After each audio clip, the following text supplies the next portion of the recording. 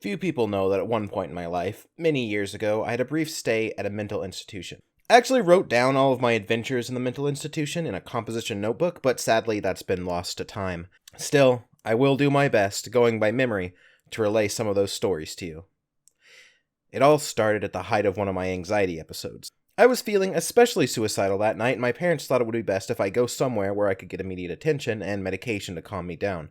The answer, of course, was the mental institution. Now, this wasn't some run-down horror movie dump. It was a nice, upkept building. The staff were friendly, and you could see into the area where the patients stayed, which also seemed nice. It had a calm, relaxing atmosphere.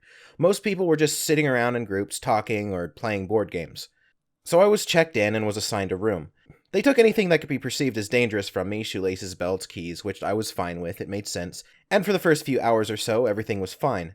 The real trouble started that night at dinner. I noticed that with the plates of food we got, we were also handed forks and knives. Now, they were butter knives, but I thought it odd to be handing something like that to supposed crazy and suicidal people, especially after going through great lengths to rid anyone of anything potentially dangerous. I then made the mistake of voicing my concern to one of the staff. Before long, large men came to take me away. It was very rushed and confusing, but I quickly found myself in an entirely different section of the institution, not visible to visitors.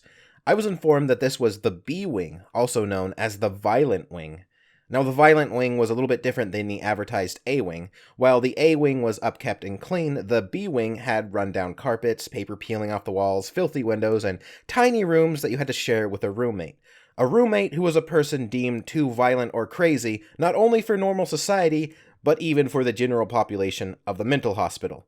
A roommate with which you were locked in with at night. In the B-Wing, there was basically nothing to do for 23 hours of the day. No board games, no television, and most of the people were too insane or sedated to even speak to. The most exciting thing that happened each day were meals. Other than that, there was about a 5-minute meeting each day with a psychiatrist, and sessions so brief, basically nothing got accomplished, and probably only existed because they were required to by law.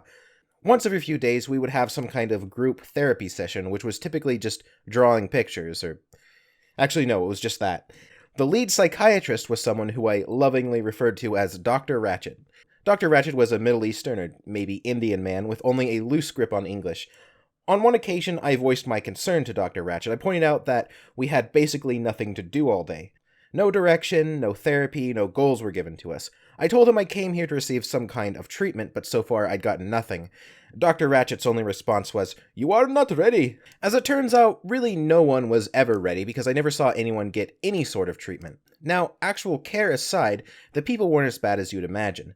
My roommate at least seemed like a decent guy. I don't remember his name, but I'll call him Jimmy. Jimmy was about 6'5" and 250 pounds of pure muscle. He was fine to talk to, but he had a habit of flying into a steroid-fueled rage and punching the walls until his fists bled. Jimmy had been to prison a few times, though in a way I'm actually glad that Jimmy was my roommate, or as he called it, Celly, because despite the random rage tantrums, he was one of the few people in B-Wing who was actually lucid enough to talk to. I remember on one occasion there was a beetle crawling on a table near Jimmy in the common area. This was a problem because Jimmy was absolutely terrified of insects. I captured the beetle and released it outside, to which I was treated like a hero returning from battle by Jimmy as well as the rest of B-Wing. B-Wing had an interesting cast of other characters too. People from all walks of life, to say it nicely. I remember one patient, who I'll call Fred, who seemed to suffer from some kind of hyperactive disorder. Fred frequently enjoyed stripping off all of his clothes and running nude back and forth down the hall. Usually the employees of the institution would tackle him to the ground and inject him with tranquilizer to calm him down, though other times they would just ignore it and wait for him to tire himself out, especially if they'd already given him a few doses to seemingly no effect. On one occasion, Fred's father came to visit. I was eavesdropping because, well, there's very little to do in a mental hospital to pass the time, and overheard the conversation. I had never once heard Fred speak before this, and yet he was having a perfectly reasonable, calm, and lucid discussion with his father. That night, during bed call, when patients were lined up outside of their rooms to make sure everyone was there, I smirked at Fred and in a low voice jokingly said, "I'm on to you. You're not as crazy as everyone thinks, are you?" Fred responded by slowly, meticulously turning around and lowering his pants, bending over to show me his butthole. To this day, I'm not entirely sure what was meant to be communicated by that. There was a female patient, who I can't remember the name of, but in my head I just nicknamed Hypo Girl. I called her this because her mental illness, if you can call it that, consisted of both being an extreme hypochondriac as well as a compulsive liar. Hypo Girl had every disease and disorder known to man, as well as several new ones that people didn't have names for yet. One such stated condition was that she could not look at white objects or she'd risk going blind. I could tell that the institution staff didn't really take her very seriously either, because during one of the therapy sessions, we were all asked to draw something. Upon being given a blank white sheet of paper, Hypo Girl jumped from her seat and began screaming, saying that she was now blind. We were so used to this kind of thing that her antics got a very minimal reaction from the rest of the group, but luckily, Hypo Girl recovered from her blindness within several minutes. She was given a yellow piece of paper instead, and she seemed fine with that. There was another patient who claimed to have some kind of a split personality disorder. Now, he was another person who was actually very lucid and calm and easy to talk to. I didn't have any problem with him, but I didn't really believe his claim that he had dozens of different personalities living in his head.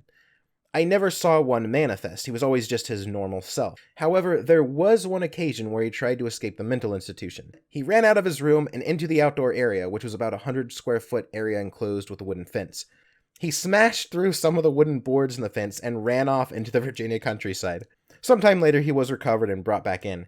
He swore up and down that it was one of the other personalities that tried to run away, and so he couldn't be held responsible. I came to learn that a different personality was to blame for pretty much any problem or mistake in his life. There was one patient who I did feel sorry for. I never caught his name because, unfortunately, he was basically a zombie. He didn't do much of anything other than sit, stare, and drool, but toward the end of my visit, he actually did start speaking. As it turns out, they had him on enough medication to basically make him brain dead, but for no discernible reason. Not even he seemed to know why.